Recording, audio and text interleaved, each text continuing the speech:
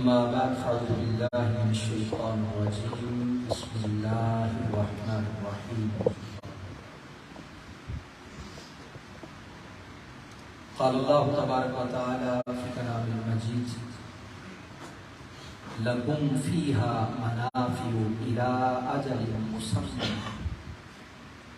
ثم محلها الی البیت العتیق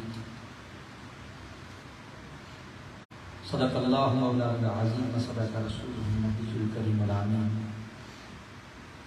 ونحن علی ذلک لمن الشاہدین والشاکرین والحمد للہ رب العالمین والصلاة والسلام علی سید الانبیاء والمرسلین وعلی آلہ وصحبہ وازواجہ وذریاتہ اجمعین.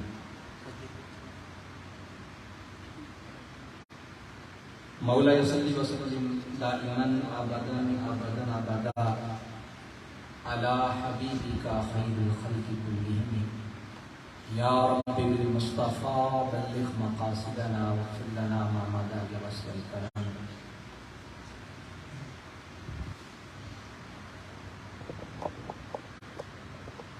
حمد و صلاۃ کے بعد قابل صدر احترام جملہ سامعین و ناظرین و حاضرین، اللہ رب العزت کا کروڑ بار شکر ہے کہ جس نے ہمیں اپنی زندگی میں اپنے گھر میں حاضر ہونے کا موقع عطا کیا.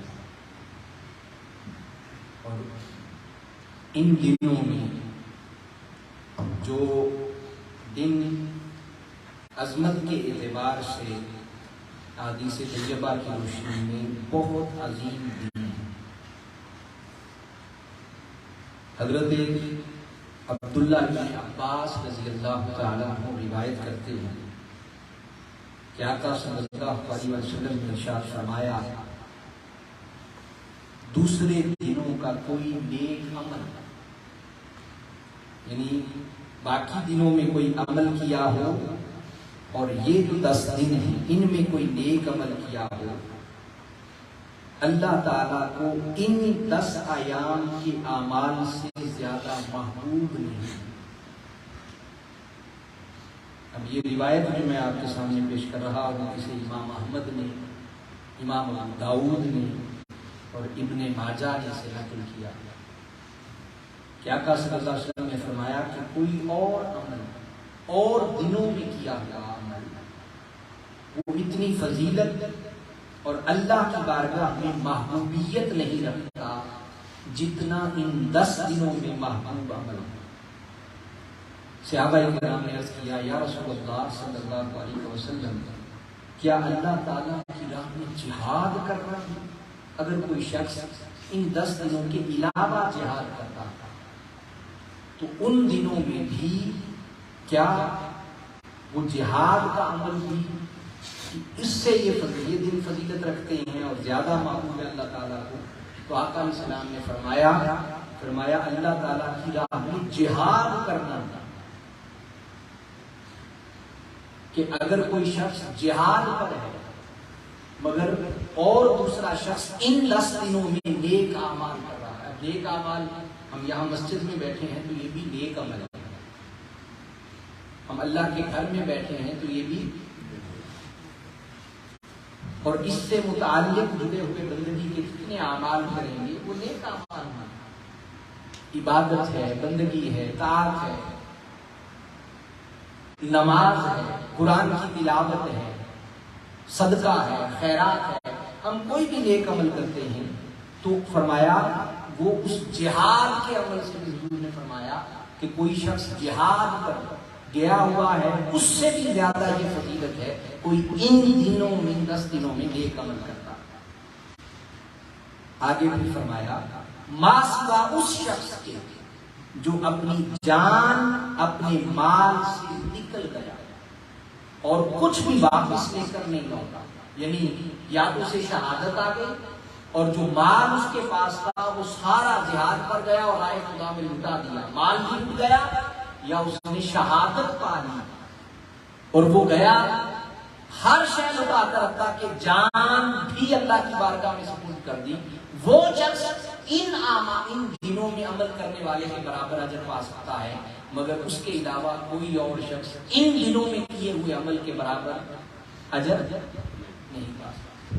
اب یہ حدیث مبارکہ سنانے کا مقصود یہ تھا کہ یہ دن بڑی عظمت والے ہیں۔ اب معاملہ یہ ہے کہ ہمارا رشتہ دین سے کمزور ہو گیا ہے، سارا دین یا مولوی صاحب کے پاس ہے، یا مولوی صاحب کے پاس جتنا ہے وہ جانے اور وہ جتنا بتا سکتا ہے وہ معاملہ، یا ہماری جو ضرورت رہی اس ضرورت کے مطابق لیا، مطلب کے مطابق لیا، باقی چیزیں ہماری زندگی سے نکلتی چلی جاتی ہیں۔ یہ جو دن ہے ان دنوں کا خاص اہتمام کرنا، مثلا آپ دیکھیے رمضان میں ہماری یہ کام آ گیا کہ ہم رمضان کو اچھا گزاریں، کوشش کرتے ہیں، روزہ رکھا، عبادت کی، بندگی کی، نماز پڑھی، تلاوت کی، تراویح پڑھی، دیگر اعمال کیے، یا کوئی برائی کی طرف جانے لگے تو ذہن میں خیال آیا یار نہیں، یہ عظمت والا مہینہ ہے، رمضان کا مہینہ ہے، اس میں برائی بندہ خود کو روکنے کی کوشش کرتا۔ جس طرح وہ مہینہ عظمت والا ہے اسی طرح یہ 10 دن بھی اپنی جگہ پر عظمت اور حرمت رکھتے ہیں۔ اللہ رب العزت کی بارگاہ سے پناہ مانگنی چاہیے کہ مولا ان جیسے ان دنوں کی عبادت بندگی اللہ کی بارگاہ میں محبوبیت کا درجہ رکھتی ہے، اسی طرح ان دنوں کا گناہ اللہ کی بارگاہ میں ناراضگی بھی زیادہ ہے۔ یہ جو رشتہ ہے بندے کو نصیب ہو کہ وہ اپنے اندر، یہ جو ہمارے دل ہے، ہمارے سینے میں یہ جو رب نے دل بنایا جس کے اندر احساسات اور جذبات پیدا ہوتے ہیں، تو اس کے اندر اگر بندے میں یہ احساس نہیں رہا کہ وہ گناہ کی طرف جاتے ہوئے خود کو روک کے اور اس کی طبیعت پر جبر پیدا نہ ہو، گناہ کی طرف جاتے ہوئے، برائی کی طرف جاتے ہوئے، تو وہ گناہ کی طرف بڑھتے ہوئے اس کیفیت کو اگر اس کا دل روکنے کی طاقت نہیں دے رہا تو اس کا مطلب ہے اس کا دل مردہ ہوا ہے۔ اور جب دل مردہ ہو جائے تو پھر جسم چلتی ہوئی ایک لاش بھی، اب پھر اعمال انسان کی زندگی میں سرزد ہوتے ہیں، عمل ہوتا ہے، وہ چند لمحے کے لیے اس عمل کا اثر تو طبیعت پر وارد ہوتا ہے، اس کی کیفیت آتی ہے، نعت سنی، کتاب سنا، گفتگو سنی، قرآن کی آیت سنی، حدیث مبارکہ سنی، تو اس نے دل کو متاثر کیا، چونکہ اس کے اندر اثر ہے، قرآن کی آیت میں اثر ہے، اس حدیث پاک میں اثر ہے، یا جو کلام کرنے والا اپنی نیکی کی بنا پر اور اپنی خالصیت کی بنا پر عمل کر رہا ہے تو اس کا اثر ہے۔ لیکن اگر وہ اثر تھوڑی دیر رہنے کے بعد پھر ظاہر ہو جائے اور دل پر باقی نہ رہے تو اس کا مطلب ہے وہ دل مردہ ہوا۔ اور آج ہماری کیفیت کسی سے ملتی جلتی ہے، اللہ۔ اور دوستان احتشام، ہم کیسا دین رکھنے والے ہیں، ہم کیسے خوش نصیب لوگ ہیں کہ اللہ رب العزت نے جو دین متین ہمیں عطا کیا ہے، اس دین کے اندر صرف یہی نیکی نہیں ہے۔ اب جو آج کی گفتگو جس موضوع پر لانا چاہتا ہوں، جو سبجیکٹ اور جو میسج آپ کو عرض کرنا چاہتا ہوں وہ یہ ہے کہ ہمارا ایک اور تصور جس پر دھندلاہٹ آ گئی ہے، جس پر گرد پڑ گئی ہے، وہ یہ کہ ہم دین اور دنیا کو دو الگ انتہائیں سمجھتے ہیں۔ دنیا کا اپنا مطلب ہمارے پاس ہے اور دین کا اپنا مطلب ہمارے پاس ہے۔ ہم دین سمجھتے ہیں، نماز پڑھ لی، روزہ رکھ لیا، زکوٰۃ دے دی، حج کر لیا، میلاد کر لیا، کسی پر خرچ کر دیا، تو یہ ساری چیزیں ہمارے نزدیک دین کا عنوان ہے۔ مگر وہ ابھی بڑی پیاری نعت جیسے خالد بھائی نے پڑھی، وہ آقا صلی اللہ علیہ وسلم کی عظمت کے اعتبار سے کہ جو پیروی کا سبق، حضور کی پیروی کا سبق ہمیں ملا، اس سے انسان کو اپنی زندگی کے ضابطے مل گئے۔ اگر ہمارے نزدیک حضور کی زندگی ہمارے لیے یہ پیروی ہے کہ بھئی ہم حضور کا یہ حضور نے نماز کیسے پڑھی یہ ہمارے لیے خیر نہیں، کوئی شک نہیں ہے، حضور کے طریقے پر ہی نماز ہے، حضور کے طریقے پر ہی ہر دن کا عمل موجود ہے، مگر آپ جب مسجد سے باہر چلے جاتے ہیں تو باہر کی زندگی کا نقشہ آپ کا کیا ہے، یہ اصل دین ہے جو آج ہماری زندگی سے نکلتا چلا جا رہا ہے، اللہ ماشاء اللہ۔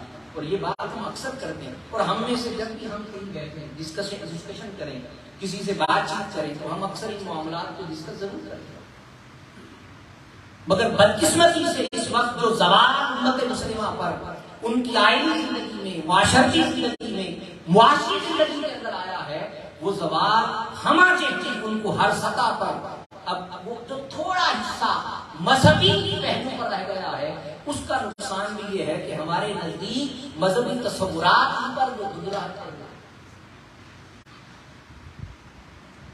ہمارا سب سے بڑا فساد کیا ہے کہ ہماری ایک طبقہ ہوگا، ایک مسلک ہوگا، ایک مشرب ہوگا، ہمیں گوارا ہی نہیں رہتا کہ ہم دوسرے مسلک، دوسرے مشرب یا دوسرے شخص کی جس کے پاس ممکن ہے کوئی دین کی بات ہو، ہدایت کی بات ہو، خیر کی بات ہو، اس سے سننا بھی گوارا ہے۔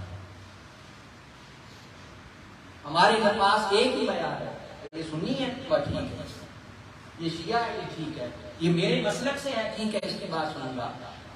ہماری تلاش ہدایت نہیں رہی، ہمارا مقصود ہدایت نہیں رہا، اور اس سے جب ہم نے خود کو ایک دائرے میں بند کر لیا، اس سے ہدایت ہم سے اور محدود ہو گئی۔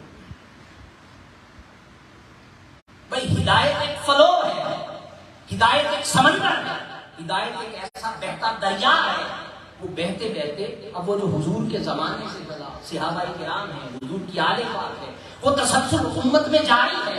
اب جو اپنے دل کے اندر وہ کیفیت جس زمانے میں آئے گا اس کا مسلک سے کوئی تعلق نہیں ہے، وہ خیر، وہ ہدایت، وہ بھلائی جہاں پر پائی جائے گی وہ ہدایت اس طرف بولڈ ہو جائے گی۔ ہم نے ذاتوں کے ساتھ جوڑ لیا، شخصیات کے ساتھ جوڑ لیا، اور خود کو محدود کر کے اس ہدایت کی حقیقت سے دور ہو۔ اور آپ اندازہ کیجیے کہ پھر ایک طبقہ کہ جس کے اندر یہ صلاحیت پائی جائے کہ ہم یہ تصور رکھیں اور یہ اپنے ماننے والوں کو یہ تربیت دیں کہ بابا تم میری عزت اور احترام کرتے ہو، میرے مقلد ہو، یا مجھ سے محبت کرتے ہو، میرے محب ہو، مجھ سے تربیت لیتے ہو، میں تمہارا استاد ہوں، میں تمہارا مرشد ہوں، تمہارا شیخ ہوں، تم میری بات سن کر میری عزت کرتے ہو، مگر وہ یہ تربیت نہ دے پائے، وہ دین والا شخص، وہ عالم، وہ مرشد، وہ مربی، وہ قائد یہ تربیت نہ دے پائے کہ بھئی میری تو عزت کرو مگر جو دوسرا دین کا قائد ہے اس کی عزت نہ کرو، تو سمجھ لیں اس شخص نے آپ کو ہدایت نہیں، اس نے گمراہی کی، اس کے سینے میں محدودیت تھی، اس میں حد تھی، وہ قید تھا خود بھی ایک سطح پر۔ جب وہ خود قید ہے اور حد میں ہے تو وہ ہدایت آگے کیسے دے سکتا ہے؟ اور ہدایت قید نہیں رہ سکتی، ہدایت قید وہی، کیونکہ ہدایت خدائی ہے، انسانی نہیں ہے، ہدایت خدائی ہے، انسانی نہیں ہے۔ اب جو شخص یہ تصور کرتا ہے کہ بابا یہ میرا شیخ سب کو ہدایت دے سکتا ہے تو وہ سمجھے بابا پھر اسے چاہیے کہ پھر معاذ اللہ استغفر اللہ جی پھر نبوت کا راستہ چھوڑ دے، پھر نبوت کا طریق اور نبوت کی پیروی چھوڑ دے، کیونکہ یہ مقام امت کے اندر صرف ایک ہی ہستی کو نصیب ہے اور وہ ہستی ذات محمد مصطفیٰ صلی اللہ علیہ وسلم۔ کسی کا شیخ، کسی کا مربی، کسی کا قائد یہ حیثیت نہیں رکھتا کہ اسے وہ سب جان کر باقی کو باطل تصور کر لے۔ آج ہماری سب سے بڑی بدبختی یہ ہے کہ ہم سے ہدایت، اب جو بات میں عرض کر رہا تھا کہ ہر سطح پر زوال پیدا ہوا، ہماری مذہبی زندگی میں، معاشی زندگی میں، معاشرتی زندگی میں، آئینی زندگی میں، خاندانی زندگی میں، ہر سطح پر زوال پیدا ہوا۔ ہمارے جو آپس کے ریلیشنز ہیں، تعلق ہیں، ایک دوسرے کے ساتھ معاملات ہیں، ان کے اندر اس قدر زوال پیدا ہو گیا کہ کہ آپ دیکھیے آج کیا یہ بات بجا نہیں کہ آج مسلمان پر اعتبار، بولیے یہ کیوں ہے ایسا؟ اس لیے کہ ہم نے دین کو محدود کرنا شروع کر دیا، جیسے تصورات عیسائیت میں ہیں، یہودیت میں ہیں کہ دین کو چرچ بند کر دو، اپنی عبادت کا بند کر دو، مندر میں بند کر دو، گرجا گھر میں بند کر دو، وہاں دین ہے، باہر آپ جو مرضی کرو۔ یہی تو فرق ہے، اسلام یہی تو تربیت آپ کو دینا چاہتا ہے، یہی فرق کو مٹانا چاہتا ہے کہ بابا جس طرح تمہاری طبیعت میں نرمی نماز پڑھتے ہوئے آئے، اسی طرح تمہاری طبیعت میں نرمی دوسرے سے معاملہ کرتے ہوئے آئے۔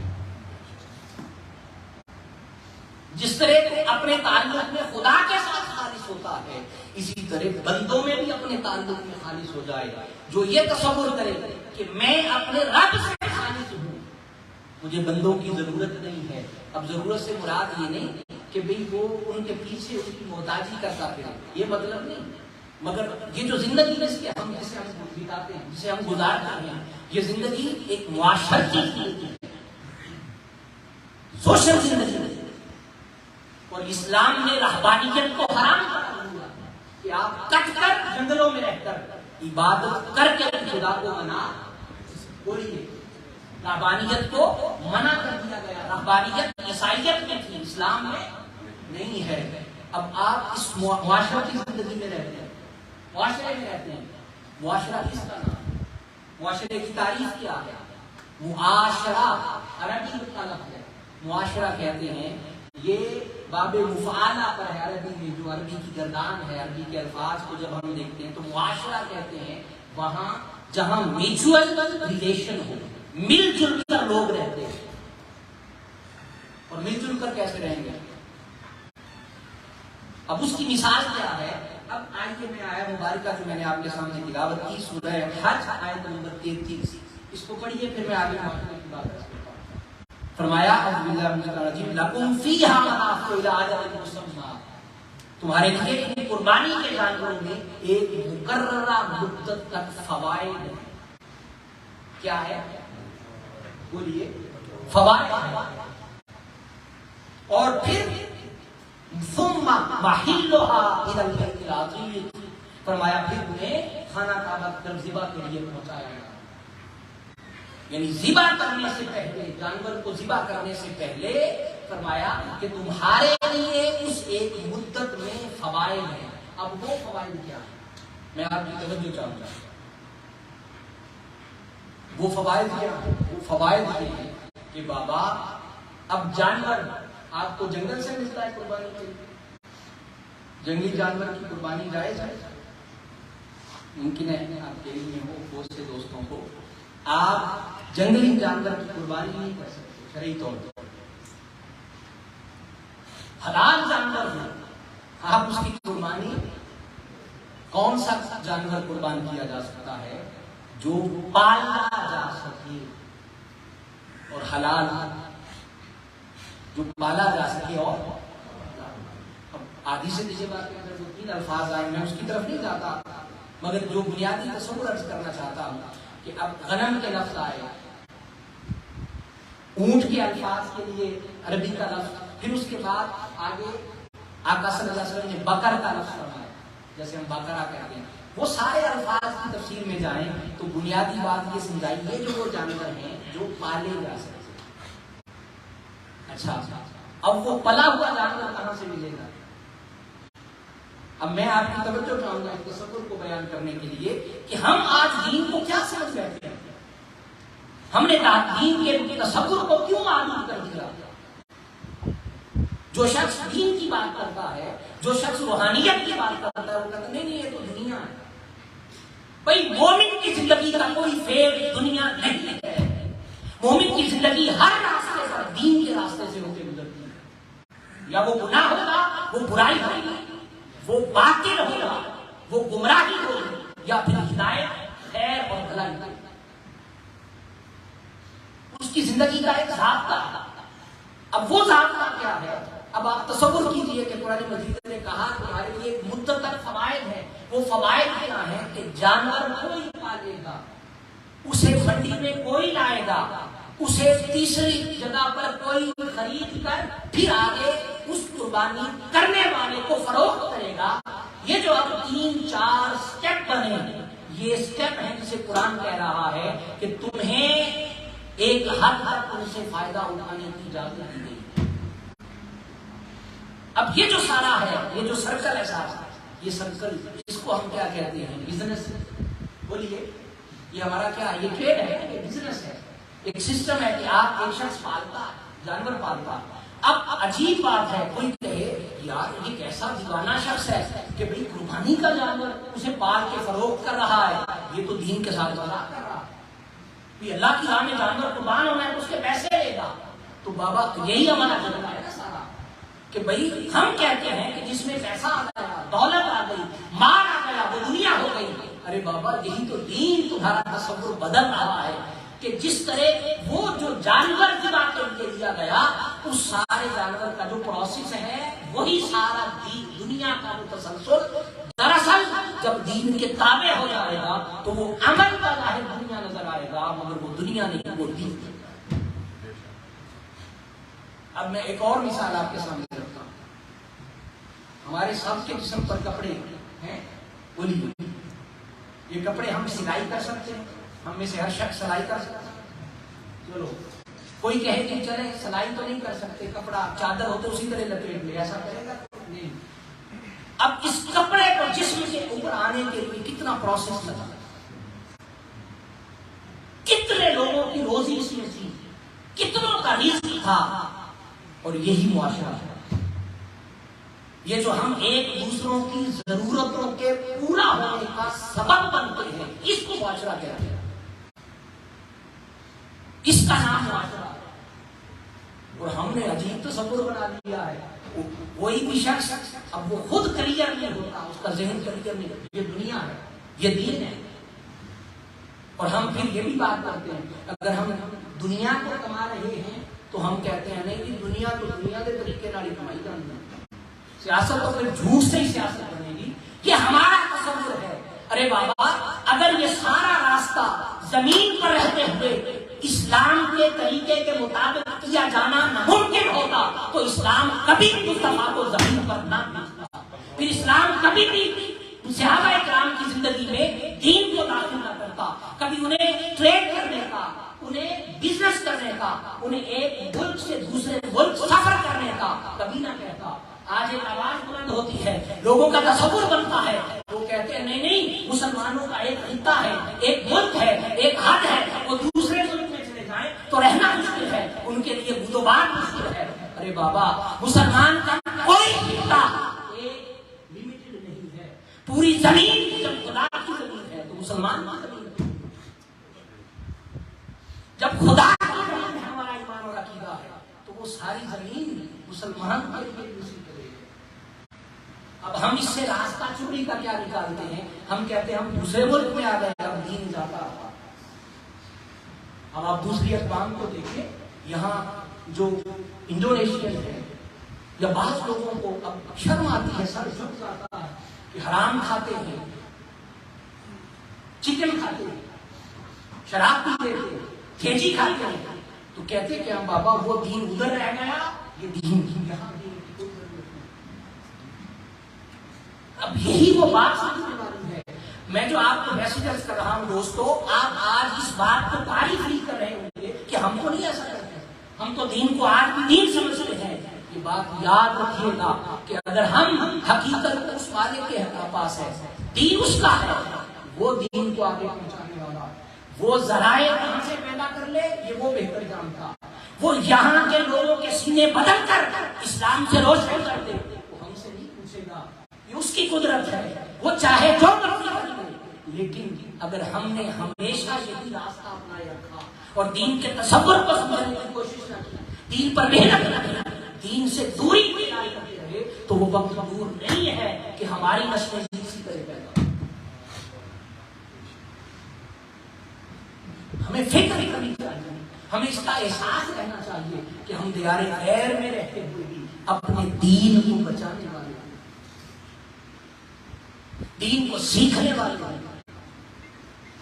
اور اور وہ دین یہ تصور کرنا نہیں مشکل ہے، دین ہم نہیں سیکھ سکتے. ارے بابا آپ کی دنیا ہی آپ کا دین ہے، آپ کی دنیا میں ہی آپ کا بولیے دین ہے. دین صرف اس کا نام نہیں ہے کہ آپ نے جبہ کبا پہن لیا اور آپ نے علم حاصل کر لیا اور آپ نے نماز پڑھ لی، روزہ رکھ لیا، زکات دے دی تو آپ دیندار ہو گئے. یہی تو وہ تصور ہے جسے اسلام اس تصور کو نہیں مانتا.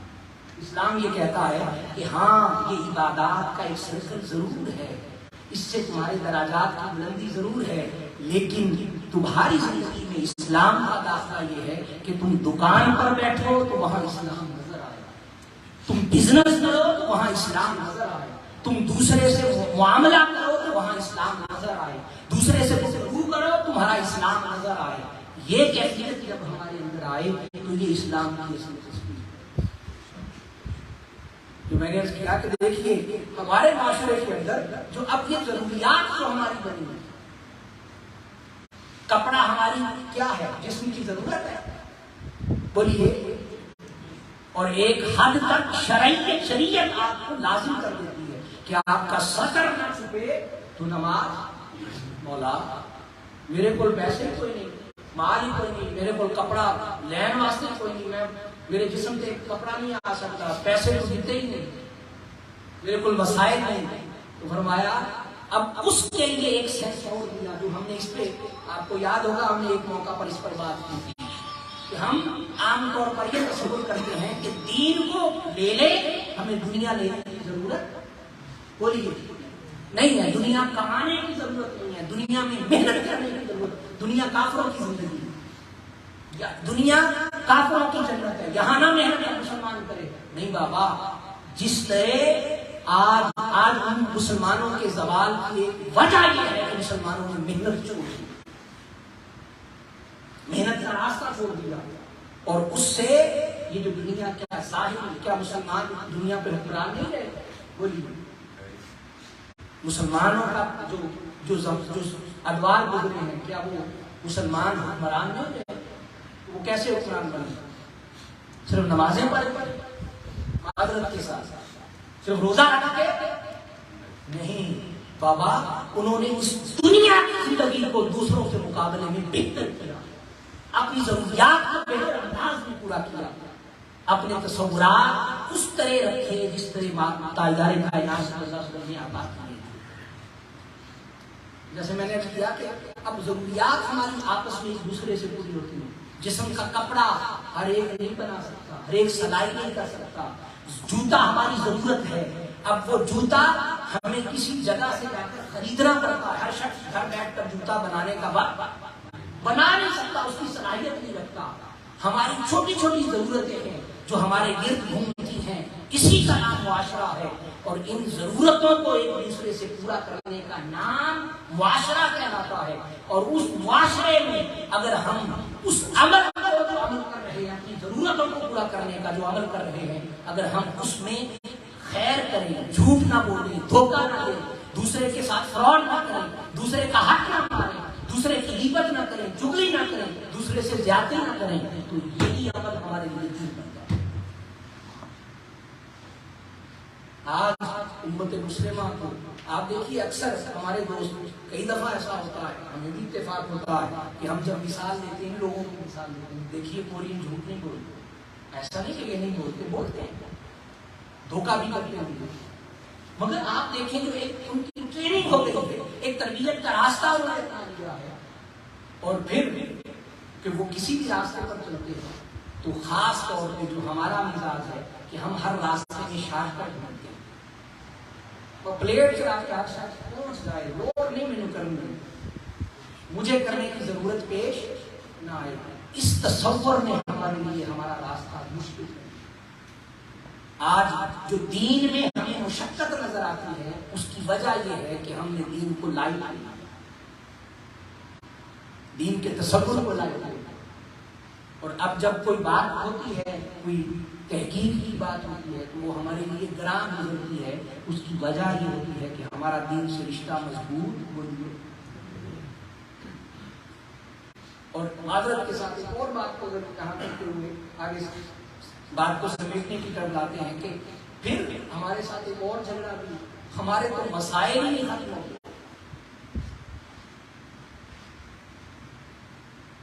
بہت معذرت کے ساتھ ہم تو الجھے ہوئے ہیں، کوئی داڑھی میں الجھا ہے، کوئی پگڑی میں الجھا ہے، کوئی پانچوں میں الجھا ہے، اور ہم ان چھوٹی چھوٹی چیزوں میں الجھے ہوئے ہیں. ہاتھ یہاں باندھنے ہیں، کھولنے ہیں، چھوڑنے ہیں، ہمارے تو یہ جھگڑے ہیں. بھائی اسلام آپ کو یہ اجازت دیتا، ہم اہل عرب کو تو یہ مانتے ہیں نا کہ اسلام وہاں آیا. جی بولیے. یہاں بہت سارے دوست ہیں جو عرب ہو کے آئے ہیں، اور اکثر ان سے مجھے جانے کا اتفاق نہیں ہوا. اللہ کرے اللہ پاک ہمیں حج اور عمرہ کی سعادت عطا فرمائے سب کو. مگر جن دوستوں سے بھی جو رہ کے آئے ہیں عرب کنٹریز کے اندر، ان سے سنتے ہیں، وہ یہ کہتے ہوئے دکھائی دیتے ہیں کہ بابا وہاں سارے مسلک سے لوگ نماز پڑھتے ہیں، وہاں کسی کو کوئی حرج کسی سے نہیں ہوتا. ساڑھے پاکستان پتہ چلنا چاہیے دوسرے مسلک سے ہمارا جو غصہ ہے، ہمارا جو مزاج ہے، وہ کس طرح ہم آگ بگولا. وہ کہ اب کافی بہتری آ گئی، کافی تبدیلی پیدا ہو گئی، مگر صورتحال ہمارے نزدیک کیا ہے؟ ہم مسلوں کی لڑائی میں پڑے ہوئے. بابا آپ سے یہ نہیں پوچھا جائے گا کہ کس مسلک پر تھے، آپ سے یہ پوچھا جائے گا کہ آپ نے معاشرے کی زندگی کیسے گزاری، کسی کا حق تو نہیں مار دیا، کسی سے زیادتی تو نہیں کر کے آئے. جو دین یہ کہے، جو اسلام یہ کہے کہ مصطفیٰ یہ فرمائیں قائدائے کائنات صلی اللہ علیہ وسلم کہ قیامت کے دن اگر کافر سے میرے امتی نے زیادتی کی ہوگی تو میں اس کافر کا قیامت میں وکیل ہوں گا، میں اس کافر کا وکیل ہوں گا. جو مصطفیٰ کافر کو یہ حق دے رہے ہیں، جو امتی ان کا کلمہ پڑھتے ہیں ان کو حق نہیں دیں گے. ہاں تو فتوی یہاں سے اٹھاتے ہیں، وہ کافر ہوتے ہیں، گستاخ ہو گیا، بے ادب ہو گیا. یہ بات عرض کرنے کا مقصد یہ ہے کہ ہم اپنے اس مزاج کو بدلنے کی کوشش اور معاشرے کا ایک فرد ہونے کے ناطے اس پر فکر کریں کہ ہم معاشرے میں کیا رول ادا کر سکتے ہیں. ہماری جو معاشرتی زندگی ہے، ہماری جو آئینی خاندانی معاشی زندگی ہے، ہم اس میں کیسی بہتری لا سکتے ہیں، ہم اچھا انسان کیسے بن سکتے ہیں، ہم ایک اچھا معاشرے کا اچھا فرد کیسے بن سکتے ہیں. کس کے ساتھ کس کی نہیں بنتے، ہزار جھگڑے ملتے رہتے ہیں، اور اس کائنات کا حسن اختلاف سے ہے. اس کائنات کا حسن بولیے کس سے ہے؟ مگر یہ راز ہمیں نہیں سمجھ آتا. 12 گھنٹے 13 گھنٹے 13.5 گھنٹے اس کے بعد کیا ہے؟ یا رات ہے یا دن ہے، فرق ہے نہیں. بولیے یہ کیا ہے؟ یہ اختلاف ہے کائنات میں کہ دن ہمیشہ نہیں رہتا اور رات ہمیشہ.